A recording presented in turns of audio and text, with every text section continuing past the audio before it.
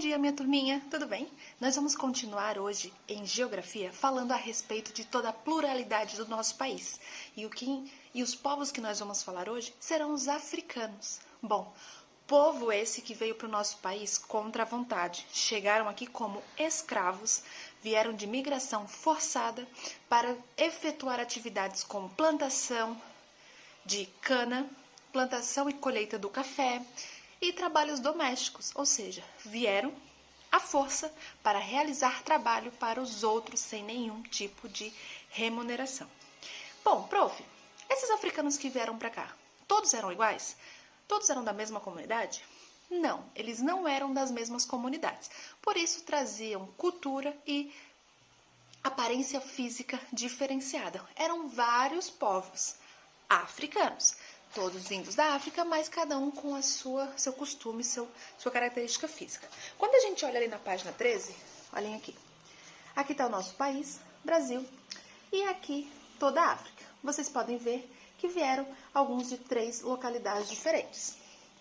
Lagos, São Paulo de Loanda e Moçambique. E eles chegaram e vinham direto, a princípio, para Recife, Salvador e Rio de Janeiro. E isso de escravidão só acabou lá em meados de 13 de maio de 1888, durando uma cerca de 300 anos de escravidão para esse povo. Depois, ali na página 13, a gente vai falar um pouco sobre as comunidades quilombolas. Bom, o que eram os quilombos? Bom, os quilombos eram comunidades formadas por ex-escravos, escravos fugidos, que não aguentavam mais aquela vida e eles conseguiam fugir para o mais longe possível e começavam a formar comunidades bem escondidas. A maior força foi em meados do século XVI até o século XIX.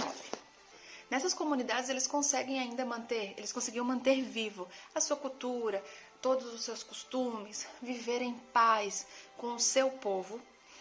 E hoje em dia, a Fundação Cultural dos Palmares, ela diz que hoje em dia há cerca de 2.950 a 58 comunidades quilombolas aqui no nosso país, que ficam ali em todas as unidades federativas, tanto na zona rural como na zona urbana.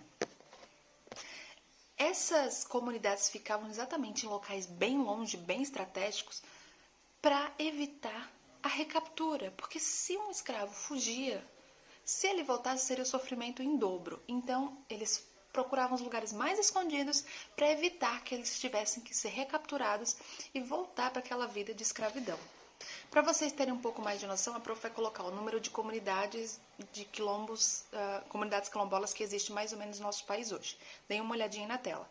Maranhão 642, Bahia 396, o Pará 294, Minas Gerais 135, Pernambuco 91, Rio Grande do Sul 90, Piauí 78, São Paulo 70, Rio Grande do Norte 64, Mato Grosso 59 e Ceará 54. Ainda são os números de comunidades que estão ainda existentes no nosso país. Como vocês sabem, dia 20 de novembro é comemorado o Dia da Consciência Negra. Vocês sabem por que dia 20 de novembro? Porque marca a data da morte de Zumbi dos Palmares.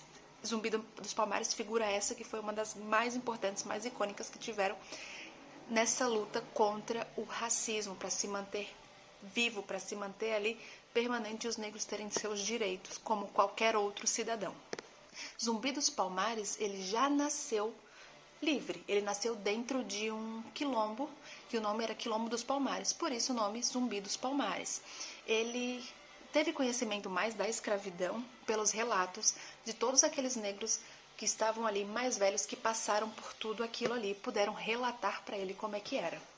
O Zumbi era um dos líderes, um líder que se tornou um dos nomes mais fortes quanto à resistência da escravidão. Ah, prof, mas ele não viveu a escravidão. Não, ele não viveu, mas ele sabe que era o povo dele, ele sabe que eram pessoas que ele amava, ele sabe que eram pessoas da cor da pele dele, que estavam sujeitas a passar por isso. Para lutar contra uma causa, para brigar, para saber o que é certo, você não precisa ser um negro, você não precisa ser um índio, você precisa saber que eles têm que ter o reconhecimento, que eles têm que ser valorizados como qualquer cidadão existente no mundo. É direitos à igualdade, não ter diferença entre nenhum tipo de credo, nenhum tipo de etnia, nada. Todo mundo igual e livre, gozando dos mesmos direitos. Turminha, vamos responder as atividades agora baseado nos textos. Vocês façam a leitura do texto, nunca esqueçam disso, que fica mais fácil pra gente responder. Que fica muito mais fácil da gente responder, tá bom?